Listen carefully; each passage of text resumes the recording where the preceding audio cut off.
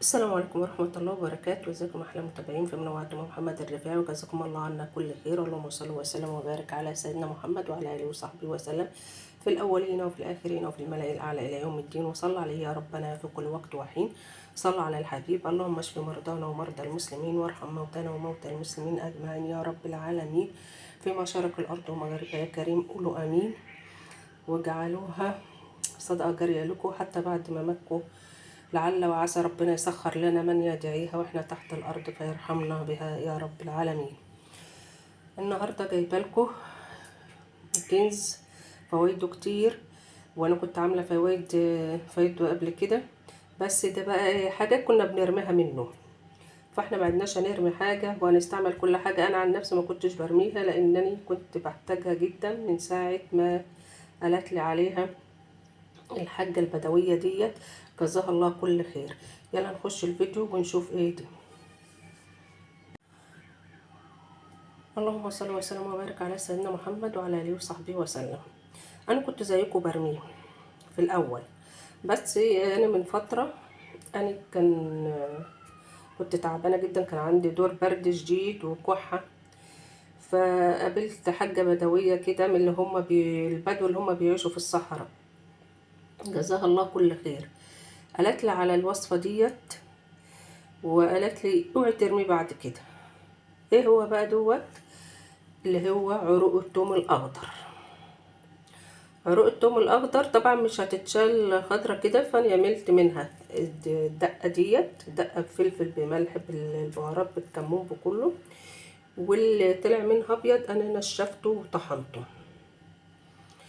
الوصفة دي كانت جميلة جدا للكحة. قالت لي بهات العروق الخضرة دي وكليها كده زي ما بتاكل الخس، بتاكل الجرجير، كليها على طول ما هي موجود التوم الاخضر. خلي عندك العروق الخضراء دي على طول. فالحمد لله يعني انا ماشيه على الوصفه من ساعتها وما بسيبهاش،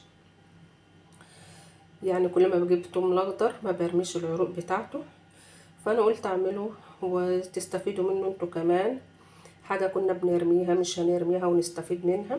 وهنشوف ازاي احنا نعمل الدقه ديت مع بعض. ودوت وطحناه، نشفناه وطحناه. ويا رب تستفيدوا من الفيديو، ومتشكرة جدا لكل المتابعين الجداد اللي دخلوا عند القناة، جزاكم الله كل خير، وعلى تعليقاتكم الجميلة. ويا رب تستفيدوا ولو بمعلومة بسيطة جدا من عندي، وتدعوا لنا دعوة. بس هو ده اللي انا عايزاه، يعني مش عايزة حاجة اكتر من كده.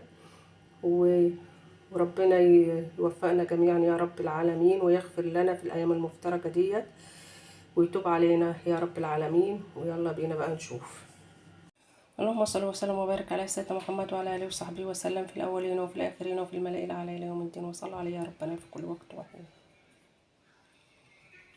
النهارده جايبه لكم زي ما قلت كده دوت عروق الثوم الأخضر، هننشف منه ونطحنه يبقى توم باودر، وفي الكبة وهنضربه، وهتلاقيه في يوم هتحتاجيه هتلاقيه عندك.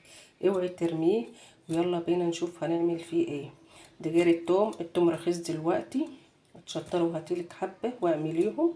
انا بقطع العروق الخضراء وبعملها، والتانية والتوم نفسه رؤوس التوم انا بسيبها كده، بخليها لاخر السنة بتفضل معايا. زي ما شفتوا قبل كده بروح جايه لو زرع بروح جايه ضربه في الكبه ما برموش. ويلا بينا نشوف هنعمل ايه فيه. اللهم صل وسلم وبارك على سيدنا محمد وعلى اله وصحبه وسلم. رجعت لكم بعد ما فصصت دله، انا هنشفه واطحنه. العروق اللي هي ديت، ودي الاخضر اللي هضربه في الكبه. بس عايزه اقول لكم على حاجه، خلي بالكم وانتوا قبل ما تعملوا كونوا لابسين جويند او كيس بلاستيك، علشان انا صوابعي اتهرت اصلا من التوم زي ما تكونوا بتقشروا توم بالظبط. وكمان في عايزه حاجه اقول لكم عليها، خلي بالكم في وانتوا بتعملوا، انا فصصته ليه او عملته ليه؟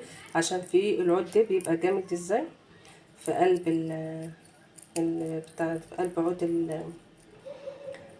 التوم ده بيبقى جامد كده، بيبقى ناشف، مش هينفع يتعمل، لا هينشف ولا هينضرب في الكبه. شوفوا انه جامد قوي ازاي. فانا طلعته. وفي حاجه كمان عايزه اوريها لكم، بيبقى في اخر العود الطري والعود الناشف اللي انا وريته لكم بيبقى فيه زي توم كده صغنن اهوت. ده ما ترموهوش برضك، لان دي فصوص توم صغيره بتبقى في قلب العود. حطوها مع اللي هينضرب في الكبه. احنا في زمن الله وكيل، ربنا يلطف بينا، كل حاجه غاليه مولعه، واحنا قررنا ان احنا نوفر على قد ما نقدر. التوم دلوقتي رخيص، هاتوا التوم كيلو ب5 جنيه، رخيص الله وكيل عن البصل جايبه الكيلو ب15 جنيه. ربنا يلطف بينا والله.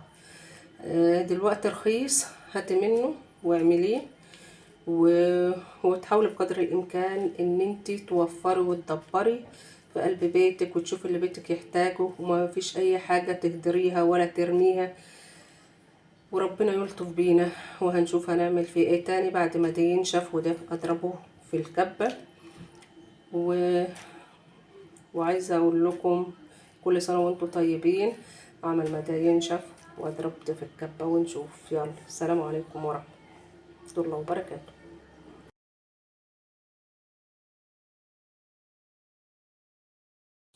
اللهم صل وسلم وبارك على سيدنا محمد وعلى اله وصحبه وسلم. اهو جيت بعد ما طحنت ده في الكبه. هو بصراحه ما نعمش اكتر من كده في الكبه، بس حلو. وحطيت عليه حبه ملح وشطه، احنا عندنا الشطه بارده، فرحت مش هكدب عليكم بقى، لقيت كنز عندي كده في الفريزر كيس فلفل اللي هو الحر جدا. رحت جايبه كام قرن وضربتهم معاه، وريحتهم قلبت البيت والبيت كل اللي وش ده انتوا بتعملوا توم. رحت التوم قلب البيت والطعم ما اقولكوش والله. انا جبت لهم وكلت بيه دلوقتي منها. طعم جميل. للبتنجان تخلليه، لاي حاجه عايزه تحط عليها، على السلطه. انا عندي الولاد بيحبوا التوم جدا على السلطه، لو حطيت منه على السلطه يبقى حلو. والتوم صحي ومفيد جدا للشعر والجسم كله وللقلب. زي ما قلت لكم قبل كده، انا كنت باخد اللهم صل على سيدنا محمد توم على الريق علشان تسليك الشريان التاجي. يعني التوم مفيد جدا، والحقي هاتيه وخزنيه قبل ما يغلى زي البصل. الفلفل يا حبيبنا، روحي في السوق يوم ما كنا يوم الجمعه في السوق واسال على الفلفل، الكيلو ب20 جنيه. ليه؟ جيت ادور في الفريزر، لما بكون جايبه فلفل حامي زي كده، انا عندي الاولاد بيحبوه، بروح جايه حاطه منه شويه في قلب الفريزر لوقت عاوزه بلاقيه. وزي ما حصل اهوت نفع اهوت، وحطيت منه اهو، حتى هتلاقيه بردك باين اهو الفلفل معاه. هو حلو، وما ترميش اي حاجه، وتحاولي تدبري وتوفري.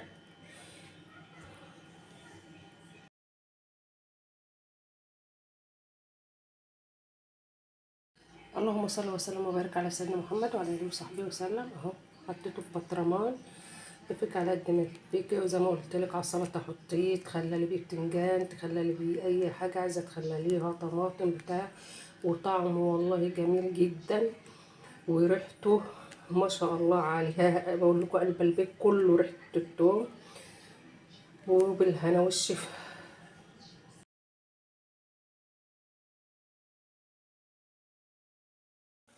اللهم صل وسلم وبارك على سيدنا محمد.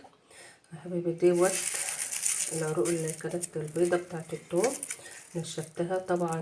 اليومين اللي فاتوا دول كان حر جدا، فنشفت على طول. فهعملها اطحنها واوريها لكم. اللهم صل وسلم وبارك على سيدنا محمد وعلى اله وصحبه وسلم. انا عملت لكم قبل كده اللي هو كان في فيديو العروق الخضراء دي بقى الناشفه.